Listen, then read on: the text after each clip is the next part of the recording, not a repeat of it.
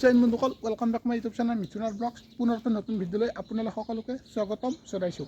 বন্ধুসকল, এতিয়া চাওক, বহুতে কৈ আছে যে আছাম পুলিচ ABUB বা যিখিনি ভেকেঞ্চি আহিলে প্ৰায় 1715টা যি ভেকেঞ্চি আহিলে ABUBৰ, CM ছাৰে যিহেতু কৈ আছিলে বা আগতে কৈছিলে বা দুই এখন মিটিঙত গওঁতে কেণ্ডিডেটবিলাক সুধিছিলে, তাত কৈছে যে কামাণ্ডত আহিব, মানে কামাণ্ড লাগিব নেকি তোমালোকক, তাত কামাণ্ড লাগিব বুলি সুধি আছিলে বহুতজন কেণ্ডিডেটে।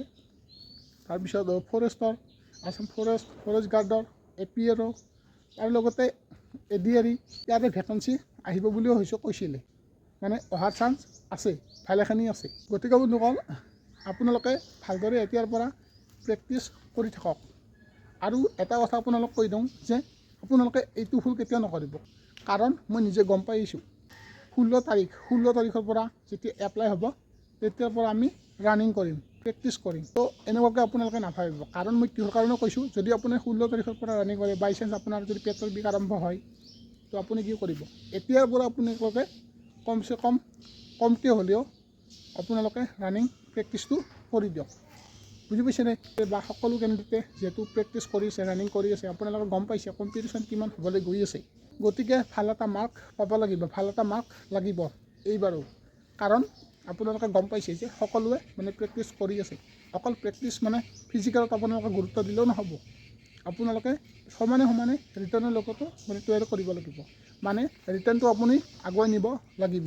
কাৰণ বন্ধুসকল, মই কিহৰ কাৰণে কৈছোঁ, বহুতে হাৰ্ডৱৰ্ক কৰে, ফিজিকেল ভালদৰে গুৰুত্ব দিয়ে, কিন্তু ৰিটাৰ্ণত বহুতে ৰৈ যায়, অলপ মাৰ্কৰ কাৰণে, অলপ পইণ্টৰ কাৰণে ৰিটাৰ্ণত মানে পাছ কৰিব নোৱাৰে।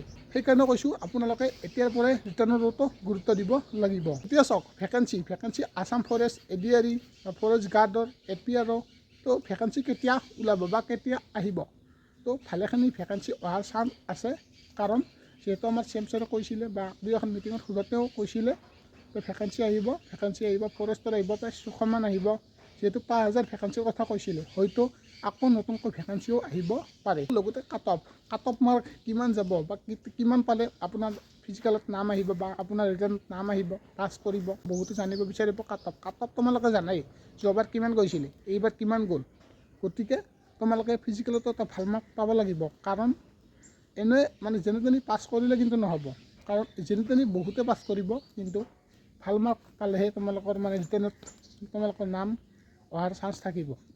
বুজি পাইছেনে? কাট অফৰ বিষয়ে যদি তোমালোক কিবা এটা লাগে বা ভিডিঅ' লাগে, তোমালোকে কমেণ্ট বক্সত কমেণ্ট কৰিবা। নেক্সট ভিডিঅ' মই কাট অফৰ ওপৰত এটা বনাই দিম। ভিডিঅ'টো যদি ইয়ালৈকে চাইছে লাইক কৰক, যিমান পাৰে সকলো বন্ধুক শ্বেয়াৰ কৰক, যাতে সকলোৱে গম পায়।